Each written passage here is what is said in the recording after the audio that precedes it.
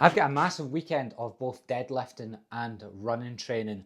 However, I've also got quite a couple of obstacles that I haven't quite fought through. As other 30-year-old Scottish men could probably appreciate, I've got 55 minutes until I need to leave and I haven't packed a single thing.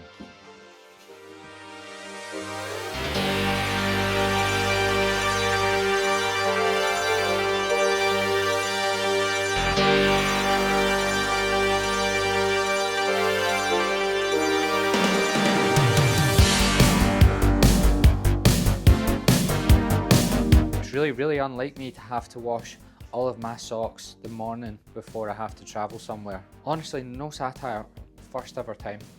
I even got myself a new camera so I could really make the most of this weekend and film all of my training so I don't need to use my iPhone anymore. I'd promised myself I'd learn how to use it so I didn't stress myself out, and what's the only thing I know about this camera? I can put it in my mouth. That's it, that's all I know. Got all these accessories for it. I don't even know how to use them, but they're coming with me anyway.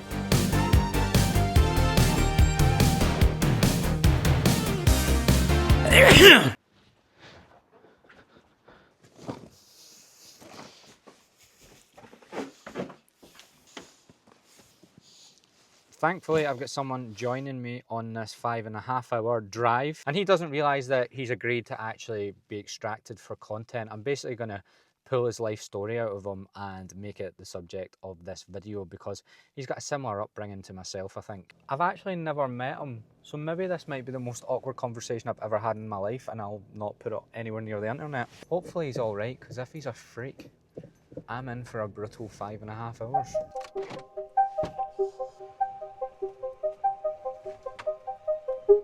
Nice to meet you, mate. This is Connor Armstrong, a former fat guy like myself. He'd actually got all the way up to 135 kilos at one point. And my plan for this journey wasn't to just let him sit back, relax and enjoy the scenery.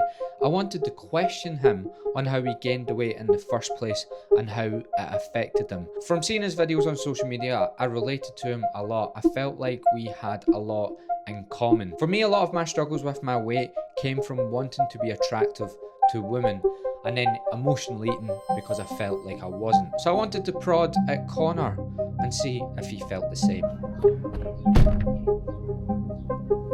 I'm not being funny, but Hearts are crap. Like, I don't give a fuck what anyone says, they're not good at football. I think it's Rangers to lose. So I gained weight when I was like 7 and I don't really remember it happening. But you gained weight a lot later in life. So I would, yeah, so why do you think it was later, if you know? I've always had a freakishly big appetite. Like, food was always, so for example, a good way of explaining it is that when you're born, you're not meant to go into solid foods until you're 3 months old, and I was on them in 5 weeks. I probably spent about 3 or 4 years of my life being overweight, but I probably felt overweight for 10. So you just had bad body image and terrible body image. That it almost didn't kick in until you were older. Exactly that. And I was bullied a bit in primary school and high school, and my thing would always be coming back. And because my mum was a obviously very caring person, she would know that I'd feel better with food, so she would maybe like give me a takeaway or give me food. And then when I posted on my personal Instagram, looking back now, I looked AI generated. I would edit my photos that much. I just hated how I looked. A lot to do with women? Mate, 100. I'm my first kiss at 19. Fuck, I thought I was 15. Yeah.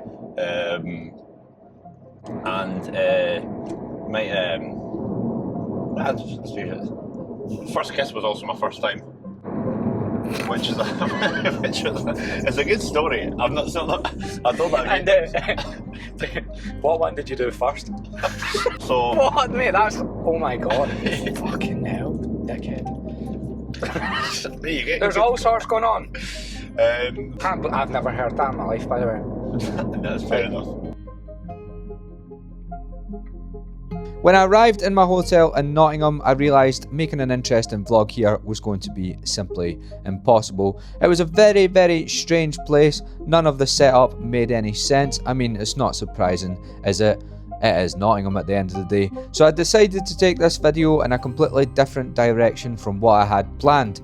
Hearing Connor's story about how he never kissed anyone until he was 19, and then it also happened to be the same day he done the deed for the first time, made me think about some of the crazy things I did to cope with my insecurities about my weight and my attractiveness to women. So I wanted to continue down the same story and find someone else who would be just as open and probably just as weird with their struggles with their weight.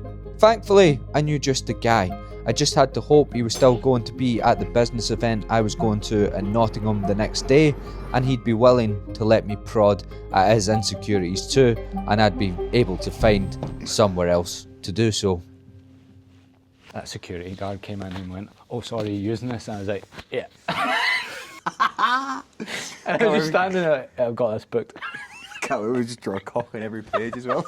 You were fat when you were a kid, weren't you? Very fat. How fat? Well, from what age? Because I've been a fat cunt all my life. 80% of my life has been a fat cunt. Peak Like- obesity or peak. Oh, peak was 145 kilos. I was like I was like a fat lead. That's why I used to call myself a fat lead, fat athlete. But even like rugby training, I had to go. Everyone got to play a game of touch. I didn't. I had to go do the fat test. I just remember there's just like moments for life in there where you're like reminded you're a fat cunt. I'll never forget this girl in year 6. Like, oh, if you can't fit your finger or thumb on your wrist. I had the same thing. I remember running round a lock one time, and there was 3 boys that I ran past that were maybe like 3 years older than me, and they just shouted tits at me. Simple, but very effective. Oh, but do you want that, like, if we're going to talk about traumatic moments, there's one that I think this has given me a skill for life. So every time I walk in a room now, I observe everything and every conversation and everyone and where people's eyes are. I observe it all. I know every conversation going in that room. And I think it comes from this time I was in holiday in Dominican Republic. And there was this one family that used to just point and laugh at me. And I forget, right? I'll never forget this one time. I was in this like big auditorium, they put a show on at the end of like, oh, you got on holiday, family holiday, they put a big show on. This kid clocked me, laughed, and I watched him run all the way up the stairs to his family, to tap his family, to point him back and laugh at me. For what reason? Because I was a fat cunt. I remember being fat when I was 6. I was like, I'm fat as fuck, and I was 6. When do you remember? I had this conversation the other day actually. I was on a caravan holiday with my grandma, and she cooked me burgers. And I was like, I can't eat these. She's like, why? Because like, oh, they've got fat in them and I'm fat. And she was like, you're not fat, Jay, you're beautiful. Just went, fucking shut up, Grant. Yeah, but yeah, so I must have been, God, that might have been like 3 or 4 years old maybe. Mate, I was dying when I was like 7. 7? Yeah. That's class. Remember when everyone was like kissing people when you were like 13, 14, and I was like, Oh, you no. mean your dad and uncle? And I used to just be sat there in the corner like with my Adidas hoodie, like, oh, like this. Anyone want to kiss me?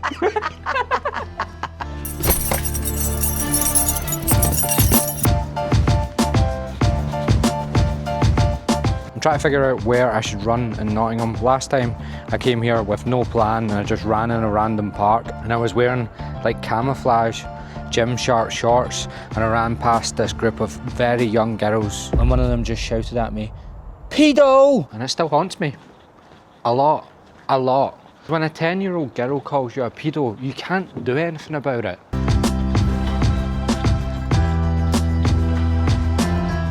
I can't believe I've actually managed to get this done. I'm telling you, I'm coming for that sub 40 10k and the sub 19 5k. It was my 2024 goal. I never managed to do it. I looked like a bit of a tit on social media because I talked about it all the time on Instagram. This time I'm determined to do it. Oh, little dear. Oh, he's looking at me. Oh, you're looking at me. Who the fuck are you looking at? Who the fuck are you looking at? Who the fuck are you looking at?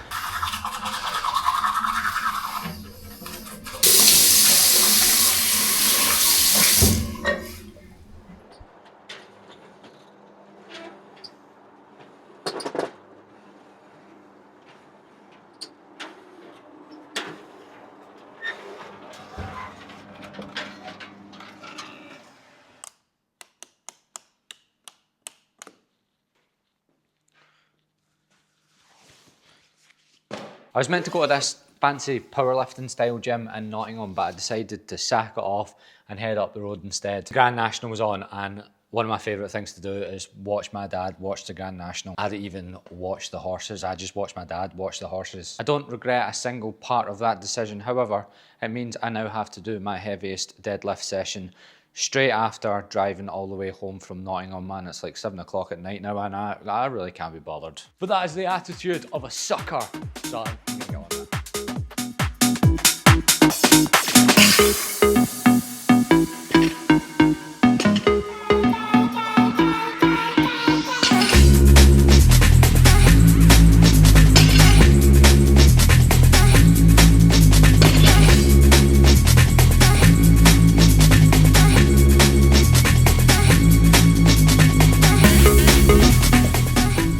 Time I've been training for this 200 kilo deadlift, I've just wanted to run, to be honest. So instead I've just been focusing on my technique as much as I can. What I'm trying to do is when I sink back, just wait until I feel as tight as I possibly can. And then as I pull the slack out of the bar comes up against the plates and I feel tight. I'm just trying to make sure that that first movement is driving through my glutes and driving my heels through the floor. And it's something you need to be cautious of on the deadlift, because even the first heavy set I done there of 140 kilos on the first rep, it was all with my back. 157.542.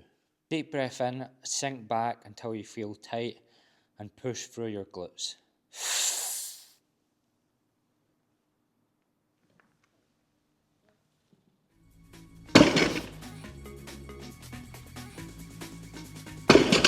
One 167.5 for one.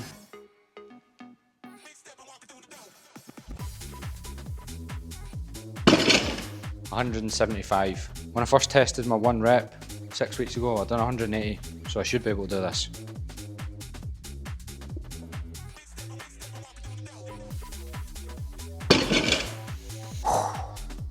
Fuck's sake, that was hard. Before I finish with a traumatic story from my own experiences of being overweight as a child, it would be completely barbaric of me not to plug Get Back Into 8 as I'm launching it right now.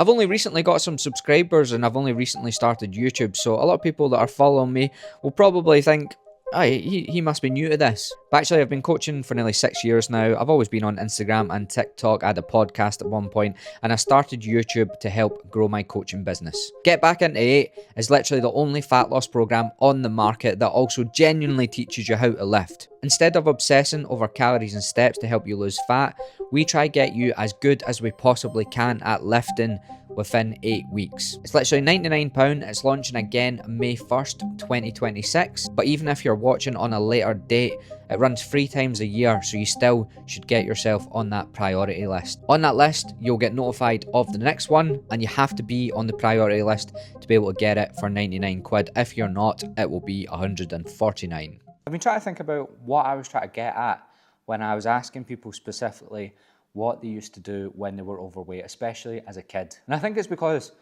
that's naturally what I start asking my clients quite a lot, and I try instilling in them straight away.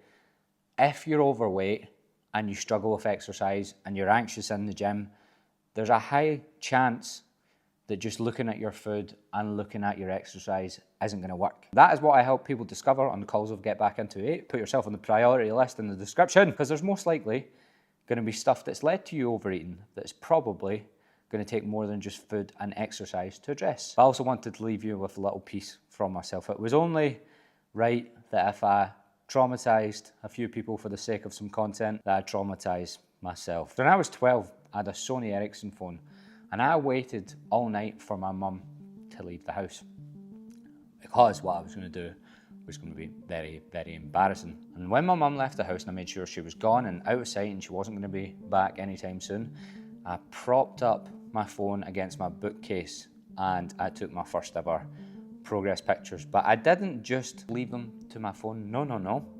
I plugged my phone into our dusty old printer, printed off the pictures on special paper you get for pictures, so it looked like it was as pristine as a Sony Ericsson could be.